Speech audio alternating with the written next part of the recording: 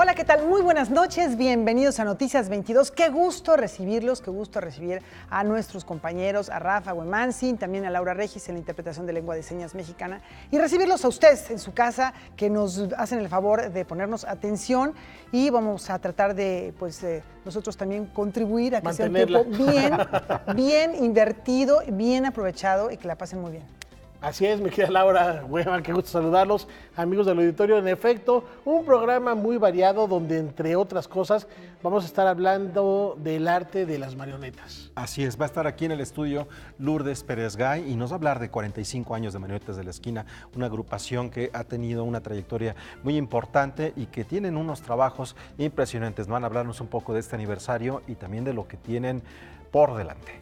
Y también hace 45 años, un día como hoy, se inauguraba la Cineteca Nacional, que a propósito le está rindiendo una retrospectiva, un homenaje a Arturo Ripstein con las más destacadas obras, inclusive algunas que se rescataron, que se creían perdidas. Julio López nos va a platicar al respecto y haremos un viaje a España, Laura. Efectivamente, porque se cumplen 500 años de la llegada de Hernán Cortés a América y hay muchas cosas que platicar. Cortés el conquistador, Cortés el escritor también, que tiene una pluma muy interesante.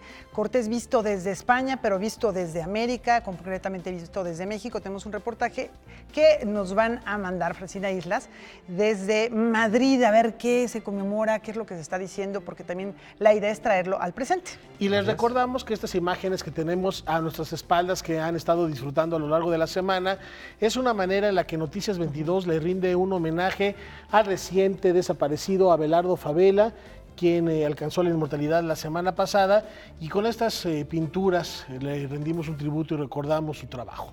Efectivamente, unas bellas imágenes, un manejo de colores magistral, una luminosidad, y bueno, pues un recuerdo para él, para sus seres queridos, y está su legado.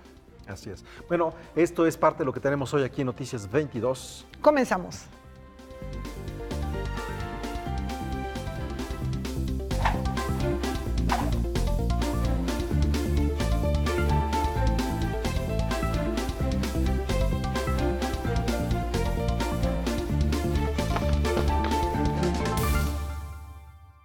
Bueno, empezamos con noticias positivas. En una ceremonia realizada en la rectoría de la Universidad Autónoma Metropolitana, el ministro en retiro, José Ramón Cosío Díaz, fue investido con el grado de doctor honoris causa que le otorga esta casa de estudios abierta al tiempo.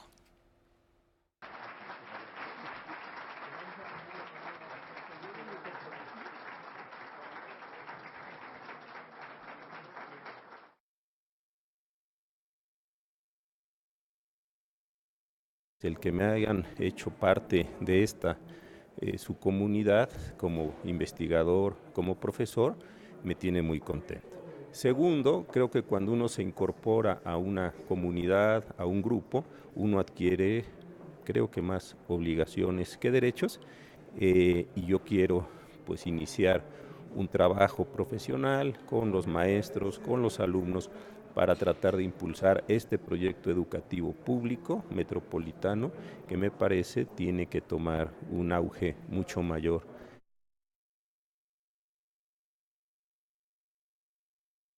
Yo creo que las universidades, todas en general, públicas y privadas, se encuentran en un momento particularmente interesante en el mundo. Hay, por un lado, una restricción muy importante de recursos, que esta es una pena. ¿Por qué? Porque se piensa que debe tener un sentido muy utilitario la educación y rápidamente generar riqueza y generar rápidamente posicionamientos para los egresados.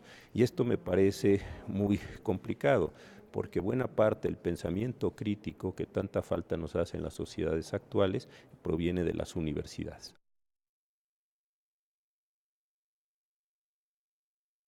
Yo creo que más allá de becas, efectivamente se requiere una educación de altísima calidad. Me parece que si se logra combinar esa condición donde las personas tienen conocimientos altamente especializados, técnicos, capaces de generar valor y al mismo tiempo una condición de ocupación de los demás, me parece que habremos encontrado una situación virtuosa.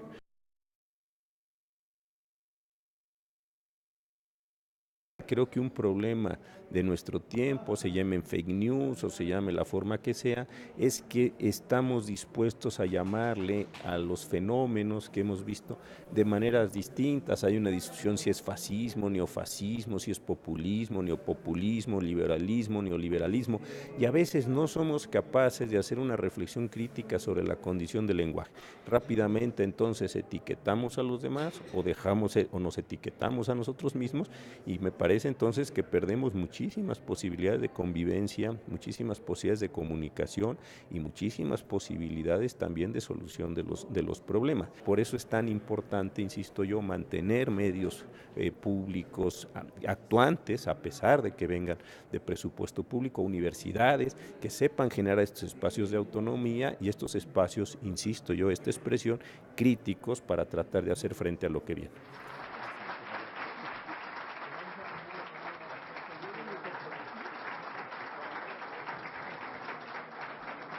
Bueno, el doctor José Ramón Cosío, muy querido también por sus alumnos, ha hecho una carrera docente importantísima y hasta el 2018 en la Suprema Corte de Justicia de la Nación. Bueno, pues una brillante trayectoria. Y fundamental estas reflexiones que hace a propósito de enriquecer y mantener vivo el lenguaje, más allá de las palabras, lo que comunicamos, el sentido que le damos a cada frase, a cada oración.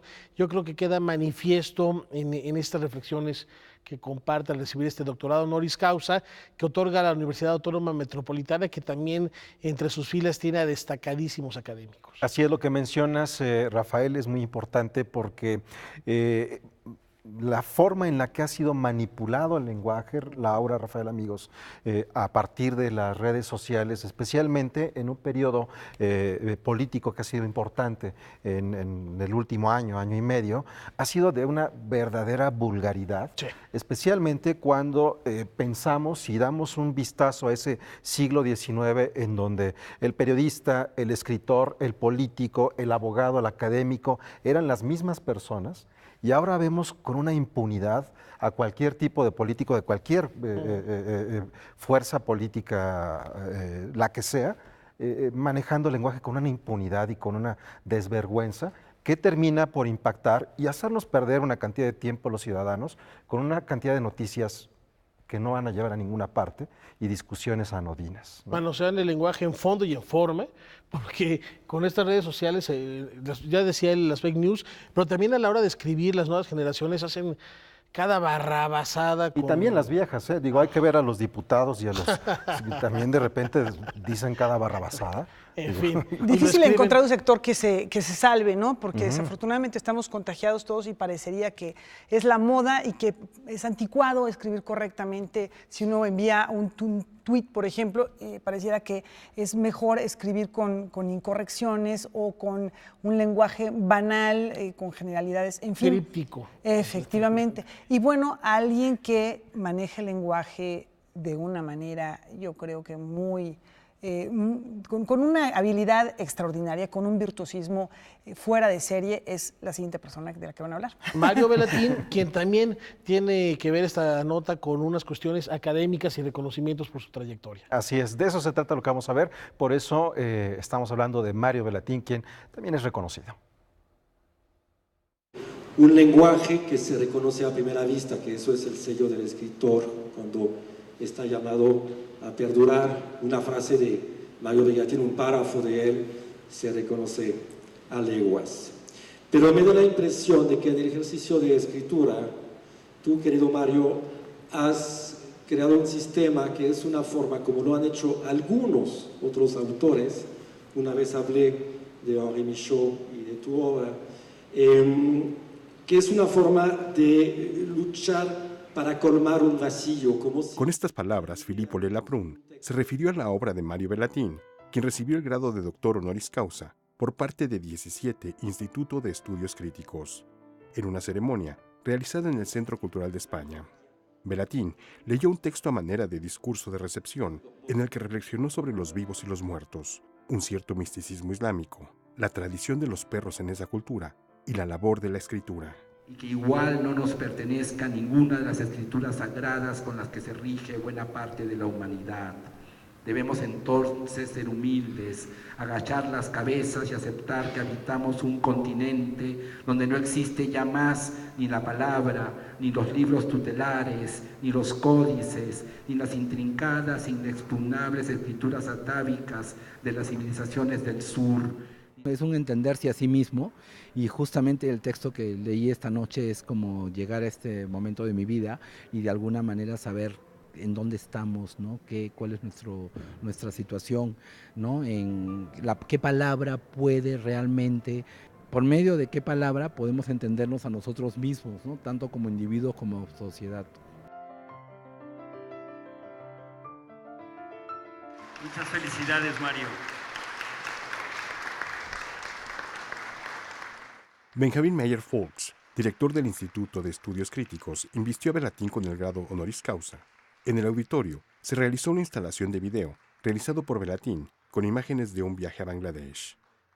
Todos transitamos por ese mundo, ¿no? Hay algunos que tratamos de no ver y otros que tratamos también de tomar cierta distancia o de salvarnos de alguna manera, ¿no? En mi caso, pienso por medio de la palabra o del video, etcétera, ¿no? Para mí todos los elementos artísticos que he usado durante mi trabajo son escritura, ¿no? Siguen siendo escritura. No es que yo incursione en otras áreas, ¿no? del arte, sino para mí es seguir escribiendo, ¿no? con otras herramientas.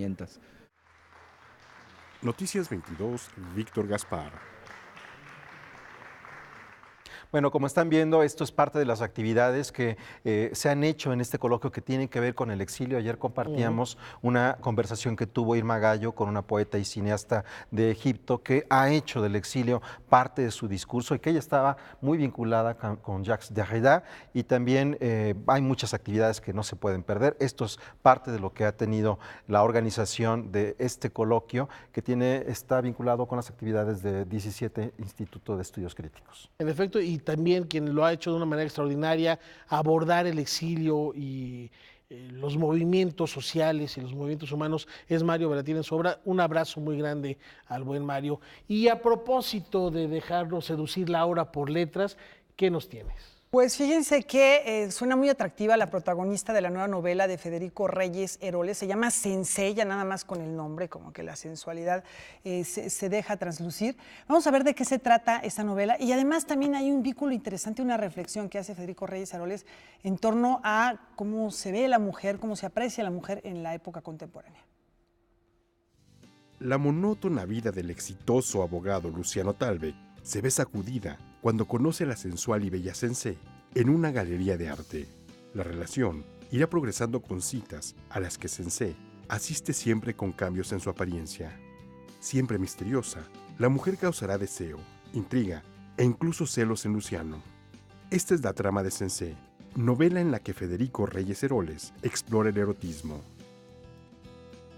Sensei es el resultado, diría yo, de un cierto resquemor, de que en esta entendible y muy justificada defensa de los derechos de las mujeres y del respeto a las mujeres, nos estemos yendo al otro lado en la balanza, y entonces estemos perdiendo la libertad de poder admitir el coqueteo como una de las formas de aproximación del ser humano más antiguas que hay.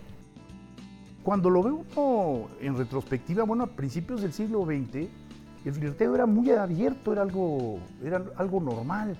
Llegar y decirle a una mujer, qué guapa estás, siendo ella la esposa de un amigo, no implicaba un lance indebido, ¿no? Y ahora, yo no sé ustedes, pero a mí de pronto yo ya me inhibo, sobre todo en un lugar público, ¿no? De decirle a una mujer, pero qué linda te ves con ese vestido. ¿Por qué? Porque capaz que lo toma a mal, o si está en un lugar público le dan una bofetada, o lo suben a redes sociales. En Sensei, Federico Reyes Heroles reivindica el erotismo en la época en la que priva lo políticamente correcto entre las nuevas generaciones. Me preocupa que las nuevas generaciones, por ejemplo, a lo mejor tienen relaciones sexuales mucho antes que nosotros, pero uno se da cuenta de que el coqueteo ya no existe, o en pocas ocasiones existe. Cuando, pues no por nada, pero también es como en los viajes, ¿no? El destino es solo una parte del viaje, el llegar es también un contenido en la vida, ¿no? Entonces el llegar al acto sexual, al amor, el ir construyendo esa posibilidad es tan hermoso o más que el acto sexual en sí mismo. Yo navegaba en sensaciones que ella provocaba y adoraba el vértigo, dice Luciano Talbeck, el personaje de la novela. Pero para el autor, el erotismo ha sido condicionado por la dinámica económica. En el caso de la economía, ha habido un predominio de los tiempos laborales que ha desplazado sin duda a los tiempos que demanda el erotismo. El erotismo es demandante de tiempo. De alguna manera, las escenas de amor que ve uno en las películas contemporáneas son escenas de amor industrial, ¿no? Hay poco tiempo para la coquetería, para la construcción. Sensei aparece bajo el sello Alfaguara. Noticias 22, Víctor Gaspar. Bueno, suena atractiva la propuesta. Así es. Es momento de hacer una pausa. Tenemos muchísimo más a regresar. No se vayan.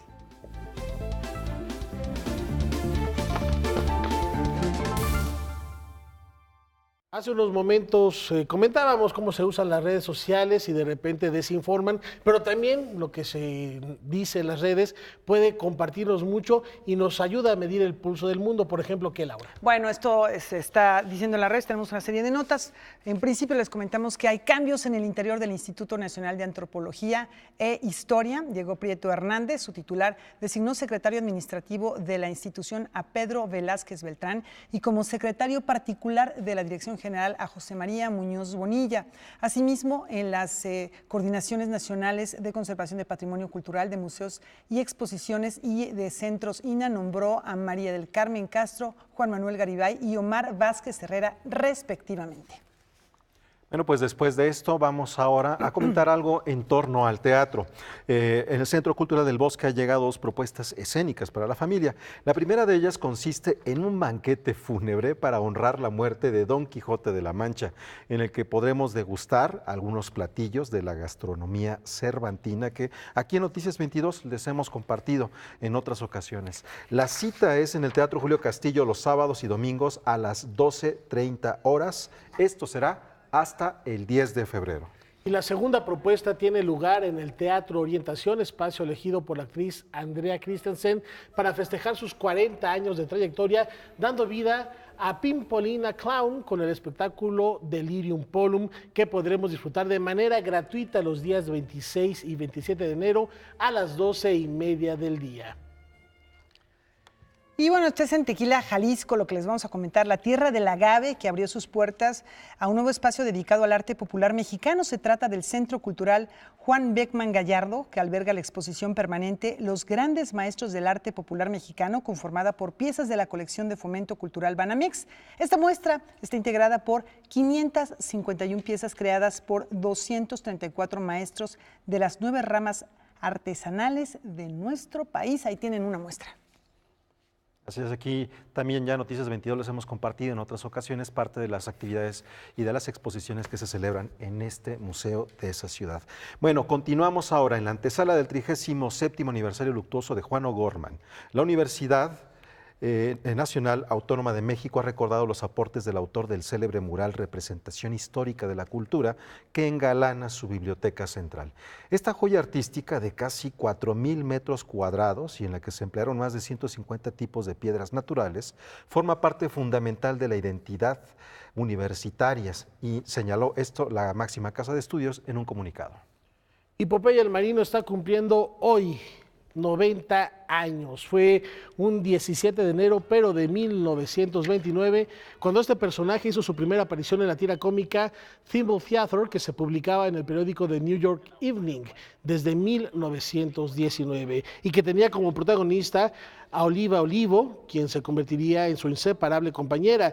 En los años 60, la relevancia de Popeye en la cultura pop quedó plasmada en la obra de artistas como Andy Warhol y Roy Lichtenstein, y más recientemente en una de las piezas mejor valuadas de Jeff Koons. Además, en 1980 cobró vida en la pantalla grande de la mano de Robin Williams, y gracias a su audaz personalidad es la imagen de una de las fragancias de Jean Paul Gaultier. Ahí está pues el recuerdo de Popeye el Marino, quien incitó durante tanto tiempo a los jóvenes a comer espinacas para y el ser más responsable fuertes. de que nos sirvieran espinacas en la mesa nuestros padres durante tantos años. Eso es bien interesante porque un personaje como Popeye, que bueno, antes de las espinacas, si lo leemos en inglés es como ojo salido, ¿no? Popeye. Esta caricatura, ¿por qué se pone fuerte con las espinacas?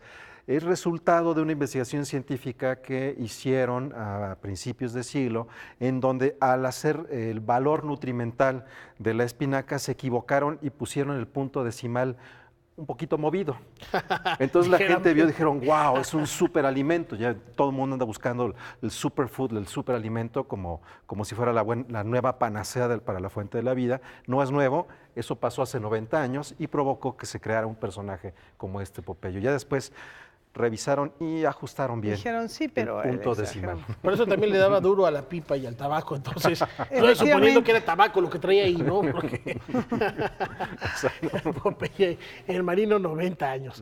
Y nos vamos con otra información, Laura. Sí, les tenemos propuestas teatrales, y esto es Ítaca, que no solo es la patria de Ulises, sino también un símbolo universal del viaje de regreso a casa, y bueno, viene a colación a propósito de muchas situaciones, y así lo demuestra la siguiente puesta en escena.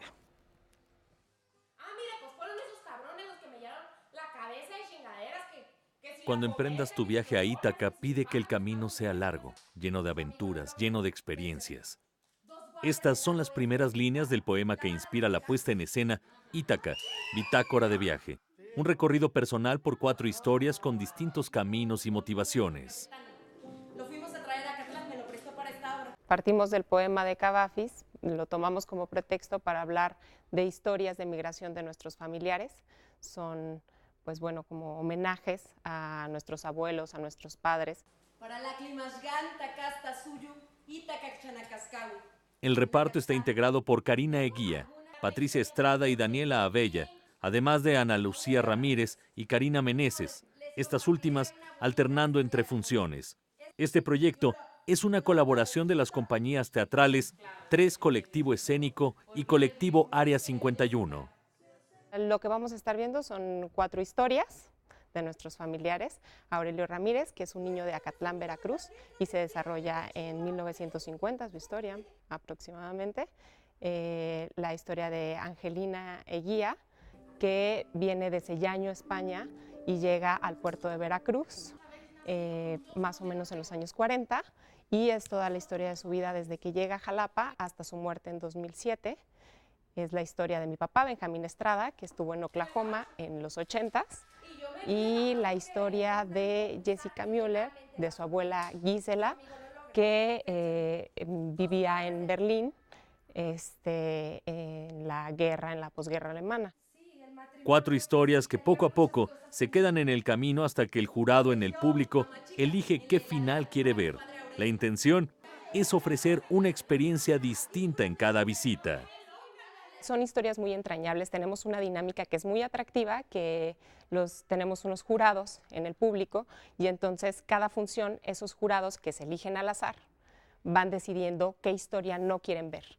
Entonces comenzamos con 4 historias, pero al final de la función solo se contará una completa. Es una obra que es muy interactiva, ¿no? Tenemos varias escenas en donde el público colabora con nosotros para poder llevar a cabo las escenas.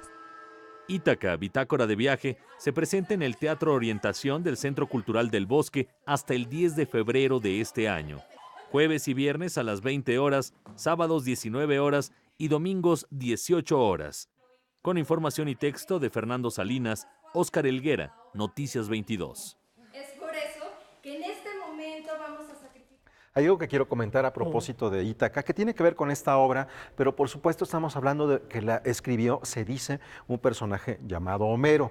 Algunos dicen que era una mujer, algunos investigadores. Otros dicen que eran muchos y que es algo colectivo, ¿no? Como sea, hay algo que es bien interesante, que pueden seguir en redes sociales, particularmente en Twitter, y liberarse de esas discusiones anodinas de que si es religioso o no la obra de Alfonso Reyes.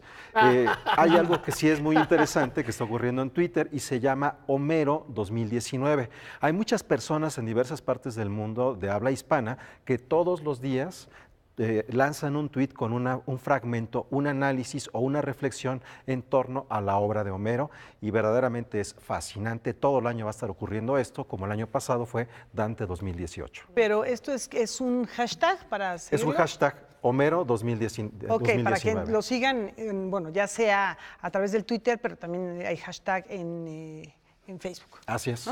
Tú estás bien emocionante, de lo que sí está bueno en redes, ¿no? Y además también para empezar a amar más a las mascotas, porque recordemos que el único que reconoce a Ulises después de su regreso de Ítaca fue su perro. Y lo reconoció, y eso que ya estaba viejo el perro. Sí. Ya estaba viejo el perro. Los dos lo vio, le movió la cola con mucho gusto. Y bueno, en otros temas, conocida como Chula de Clown, Gabriela Muñoz, nos invita a despojarnos de complejos y sumergirnos en lo más profundo de nuestro ser.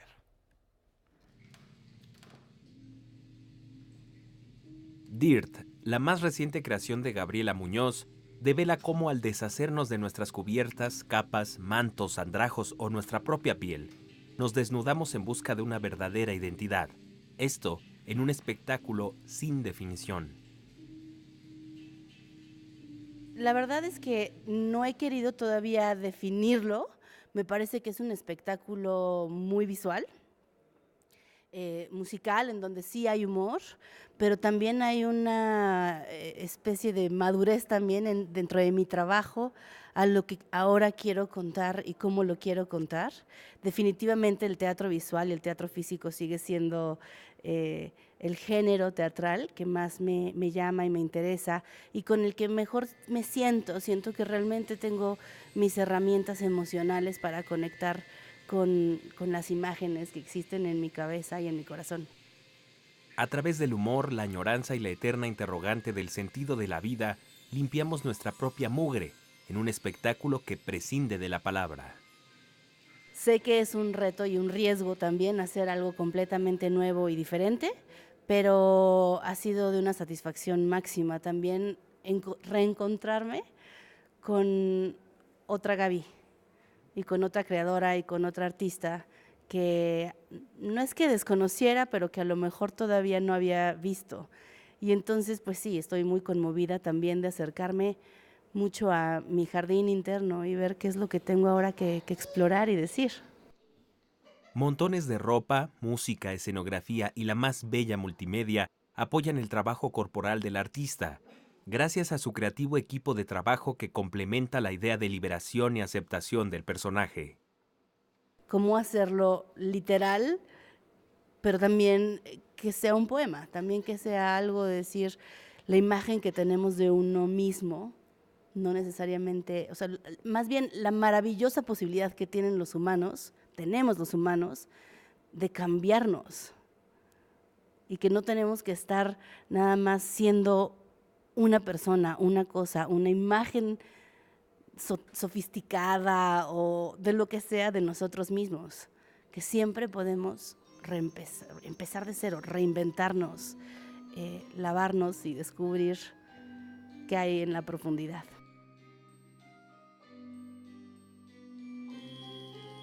Están todos cordialmente invitados a esta nueva temporada, a esta primera temporada, el estreno de mi proyecto Dirt Mugre en el Teatro Milán, en el Foro Lucerna, viernes, sábados y domingos. Estrenamos este viernes 18 hasta el 3 de marzo. No se lo pierdan, aquí estaremos. Con información de Salvador Perches Galván, César H. Meléndez, Noticias 22. Pues sí, imágenes difíciles de definir, pero muy atractivas que tiene esta puesta en escena. Y ahí tenemos dos propuestas para los siguientes días, para el fin de semana que ya se acerca, por si les interesa darse una vuelta por los escenarios mexicanos. 4 en realidad, porque también ya Güema nos hablaba de lo del Little Quijote Column, para que el es fin de gratis, semana. y el Quijote para el fin de semana en el Centro Cultural del Bosque, así que no hay pretexto. Y si no van al teatro, vayan al cine. ¿Y qué vamos a ver? Julio López, a ver qué nos recomienda después de la pausa. Regresamos.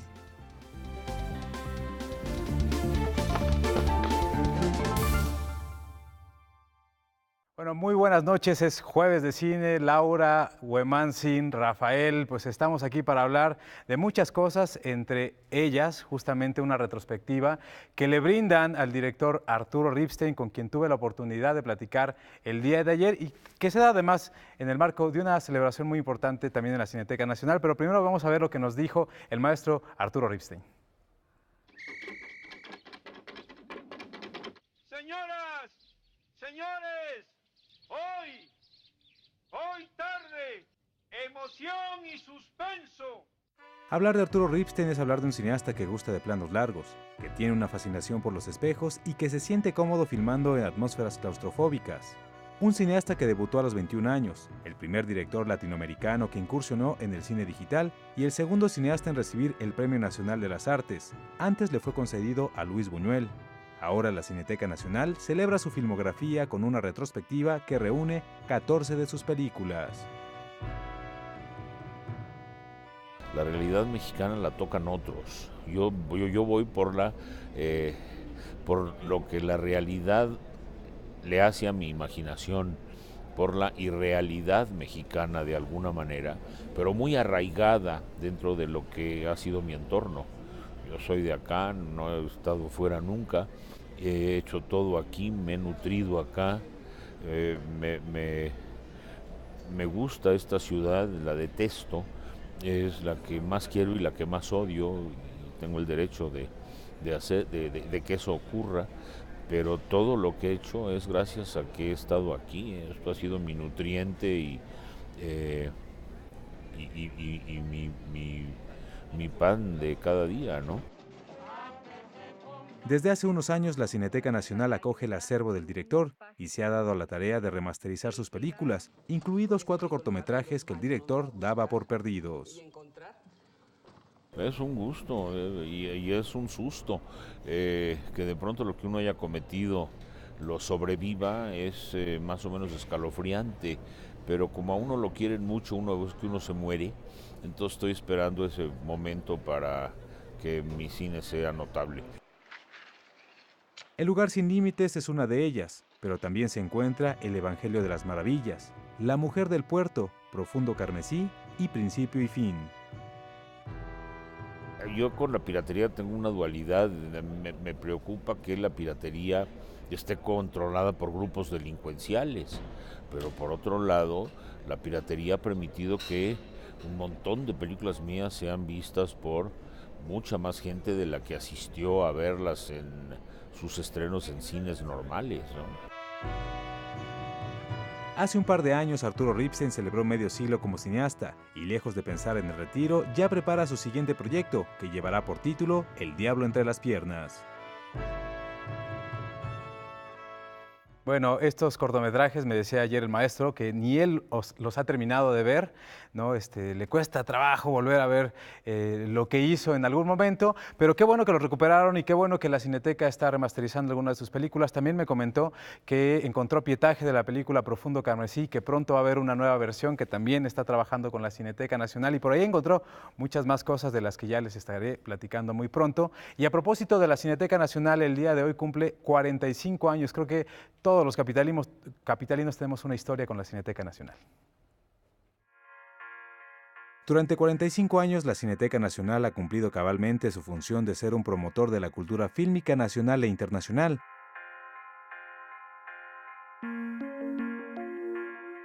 El 17 de enero de 1974 abrió sus puertas por primera vez al público. Originalmente se encontraba en la esquina de Tlalpan y Churubusco y solo contaba con 2 salas, el Salón Rojo y la Sala Fernando de Fuentes. En la inauguración se proyectó la película El Compadre Mendoza del año 1933 y de esa manera la Cineteca cumplía con otra de sus misiones, preservar la memoria fílmica nacional. En 1977 se vuelve parte de la Federación Internacional de Archivos Fílmicos y ese mismo año organiza por primera vez la Muestra Internacional de Cine, que a la postre se convertiría en uno de los eventos fílmicos más importantes del país. Prácticamente se han proyectado las películas de todos los grandes maestros del cine internacional.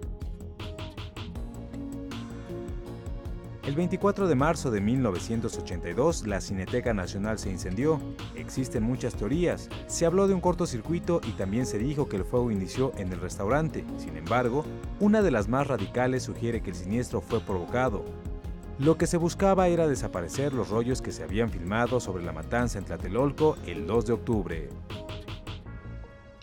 Desde el 27 de enero de 1984, la Cineteca Nacional ocupa la sede que todos conocemos, también conocida como la Plaza de los Compositores, un lugar que se ha convertido en refugio natural para el cine nacional, donde se proyectan las más arriesgadas propuestas.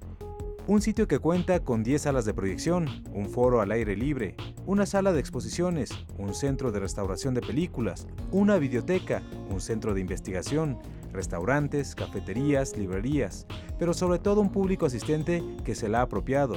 Tan solo en 2018, más de 1.400.000 personas asistieron a este recinto.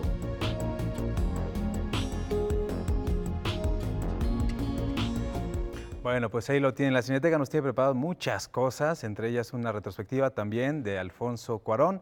Así que hay que estar muy pendientes. Va a ser esto en el mes de febrero, ¿no? Después de que ya haya ganado todos los premios que haya por ganar, ¿no? Incluido el Oscar, por supuesto.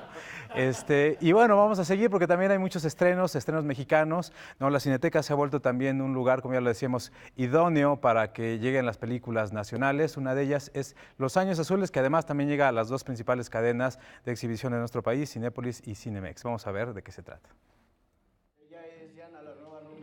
Los Años Azules es un retrato intimista sobre 5 jóvenes de estratos sociales diferentes que buscan un lugar en la vida. 5 historias que se entrelazan. Un gato los mira como mudo espectador. Creo que es un panorama de un momento de la vida, que es la juventud, este momento en donde nos tratamos de contar cómo es nuestra personalidad, que nos tratamos de explicar a qué nos queremos dedicar, en donde se tienen un montón de expectativas alrededor de nosotros y nosotros mismos de la vida, ¿no? Esta idea de que se tiene toda la vida por delante, pero que la tienes que encaminar hacia algún lugar. La historia se desarrolla en un barrio tradicional de Guadalajara, en una vieja casona que al final de cuentas se convierte en un personaje más. Es en ese sitio donde todo converge. El personaje de la casa nos ayuda muchísimo a todos porque era como vivir ahí. Entonces, cuando no estábamos en la habitación de uno de los personajes descansando porque utilizaban la otra para grabar, y así nos íbamos cambiando, ¿no? Entonces, la integración y la comunicación se dio de manera muy natural y justo por estar dentro de la casa, una casa que también ya conocíamos varios de nosotros. Las limitaciones económicas que sufrió la producción no mermaron la calidad de la película, que ha viajado por todo el mundo encontrando la aceptación del público. Uno de los resultados muy bonitos es que nos ayuda a construir una comunidad y hacer una película que se centra menos en la figura del autor o del director y como que todo gira en torno a, sino de una comunidad y un grupo de personas que tienen un proyecto en común. El preludio de esta historia se puede ver en línea en el canal de Vimeo Bruja Azul. El cortometraje lleva por título La última batalla contra las malditas palomas.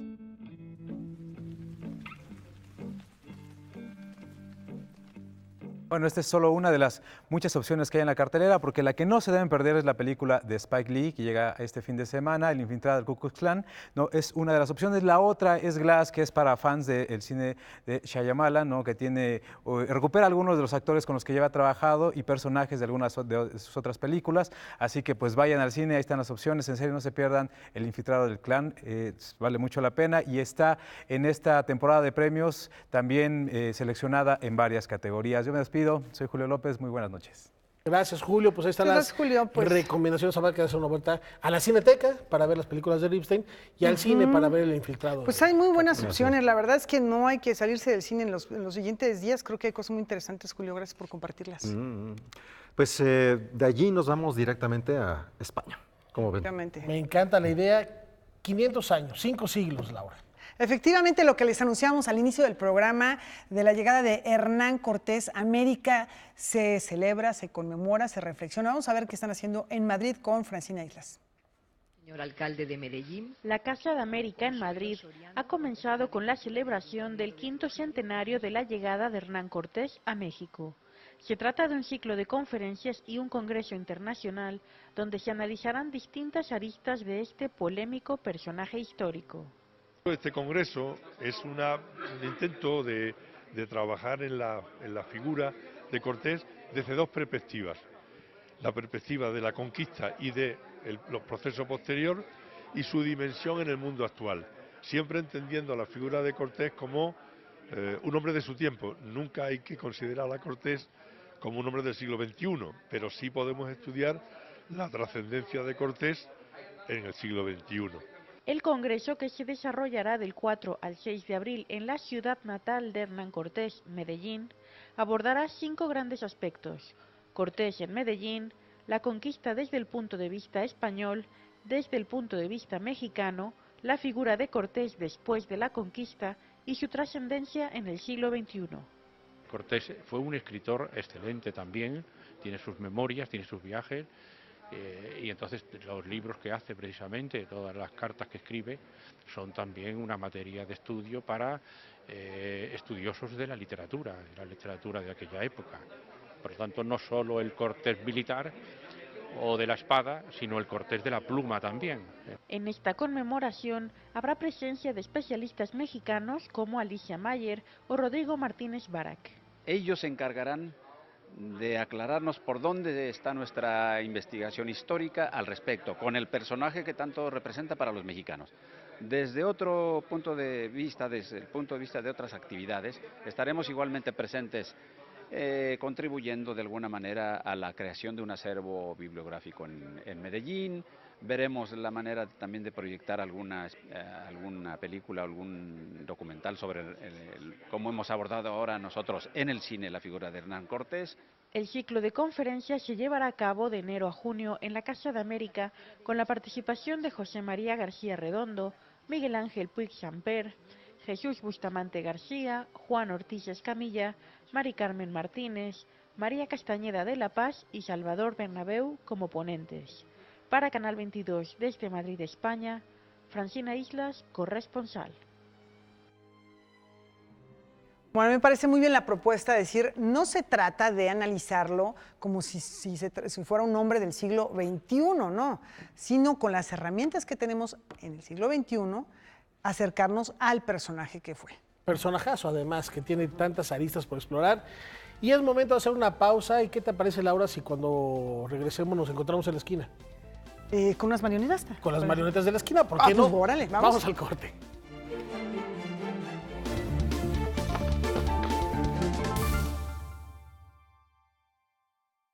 Continuamos aquí en Noticias 22 y estoy muy contento de poder conversar con Lourdes Pérez-Gay, quien está al frente de Marionetas de la Esquina. Bienvenida a esta que ha sido tu casa. Muchísimas gracias, Guimanchi. Hemos seguido la trayectoria y el trabajo de Marionetas desde hace muchísimos años y ha sido también muy emocionante estar en todos estos procesos y ver sus obras, y en esta ocasión nos acompaña con uno de sus personajes o uno de esos individuos que viven allí. Un maravilloso personaje que este año se va a presentar mucho porque pues es el centenario, ¿no?, de su muerte. Y decirles que Marionetas de la Esquina tiene 45 años de actividad ininterrumpida dedicada al teatro de títeres para niños, y que con motivo de estos 45 años vamos a estrenar una obra para bebés a finales, el último fin de semana de este mes, pero también vamos a estrenar una obra para adultos que se llama Spa en aguas profundas. En aguas, por las aguas del spa, pero también por las enaguas. Perfecto. Entonces, decirles de nuestro centro cultural que este año cumple 5 años, invitarlos a que vengan, por favor, a Guerrero número 7 en la Colonia del Carmen, Coyoacán, porque gracias a ustedes es que nosotros sobrevivimos. O sea, gracias al público y gracias a la compañía que hacen, y que, todos los que vienen a la titería y que han hecho de la titería su casa. Así es. Lourdes, ha sido un trabajo grande el que han hecho ahí en Marionetas y han desarrollado diferentes formas de acercarse a los públicos. Por un lado, lo que mencionabas hace un instante, teatro para bebés, que ya me ha tocado ver cómo ambientan todo, cómo piensan generar una comunicación con pequeñitos. Una cosa que también fue de las últimas que me tocó ver con ustedes, un teatro de títeres, pero también con personas actuando, una interacción. Con Canadá. Exactamente. Sí. Hace un año estabas en Vancouver, así es, participando en un montaje dirigiendo allá. un montaje nuestro que se montó con actores canadienses, actores a los que preparamos durante 2 meses para que aprendieran a animar títeres con una gran disciplina, hemos de decir, y se lograron muy buenas cosas. Y después, en intercambio, ellos vinieron a montarnos una obra de ellos, la de Jackie y el frijol mágico, que fue muy exitosa, y ahora estamos con un nuevo proyecto con ellos también que se llama Aprendiendo y Olvidando, que es la historia de un abuelo que va perdiendo la memoria y de una nieta que está aprendiendo a hablar. Es una hermosa, muy, muy hermosa historia que se va a estrenar allá y acá también. Y en ese sentido, también algo que han hecho es tocar temas muy fuertes. ¿Cómo abordar, por ejemplo, eso? Cuando alguien va perdiendo la memoria, cómo abordar también la muerte, que es algo que han montado en Marionetas de la Esquina. Es decir, estamos hablando de teatro, enfocado para diferentes públicos, sí, pero en los grandes temas que le preocupan a las personas. Que le preocupan a las personas, y que es muy importante que los niños vean temas que les duelen. Nosotros creemos, bueno, ya no tanto, pero se creía que los niños siempre estaban en una nube rosa. Y no, los niños sufren mucho, se enojan muchísimo, son capaces de indignarse de una manera tremenda cuando hay injusticias contra ellos. Y en esto se basa Amaranta, que es nuestra dramaturga, para escribir sus obras. Y eso que permite que los niños que se ven reflejados en la escena se sienten identificados, tienen una referencia y no se sienten solos. Saben que no son los únicos que están viviendo eso. Así, por ejemplo, la obra mía de Amaranta, que trata la violencia intrafamiliar, realmente una obra hermosísima, que al principio fue muy incomprendida porque los papás decían, esto no es para niños, esto no es para niños. Es para niños. A los niños hay que hablarles siempre con la verdad porque la entienden y la agradecen. Y eso también es un tema para los padres y para los adultos. Por supuesto, pero por supuesto que lo generan además. Así es. Sí.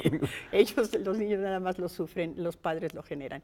Bueno, agradecerles a ustedes que nos han acompañado, que nos han apoyado tanto, porque este maravilloso canal ha estado siempre con nosotros y se los agradecemos mucho.